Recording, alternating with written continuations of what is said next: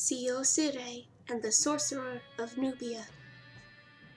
One day, a haughty Nubian appeared before the court of King Ramses II in Memphis and issued a challenge to the best scholars of Egypt, testing their abilities in magic. Holding a sealed papyrus up to the king, he asked, "Can anyone here read this letter without opening it?"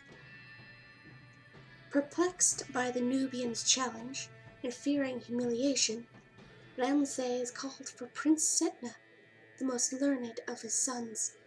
Setna, too, was baffled, but rather than admit defeat, he asked for 10 days' grace to wrestle with the problem. Setna had no idea how to read the strange letter, and simply fretted anxiously at home. When his young son, Siosire, tried to comfort him, he said, "You are only 12. A child cannot help me here." Eventually, however, Siosire persuaded his father to explain the problem. "But that's easy," laughed the boy. "I can do that." He asked Setna to bring him a papyrus scroll. As the boy promised, he was able to read it while his father held it still rolled up. The next day, Siosire went with his father to meet with the pharaoh and the arrogant Nubian. At once the boy proceeded to read from a scroll tied to the Nubian's belt, and what he read shocked the court. It was a tale from the distant past, when the prince of Nubia had used the powers of his magician Sa-Nehaset to bring Egypt's pharaoh to the Nubian court. There he received a brutal and shameful beating.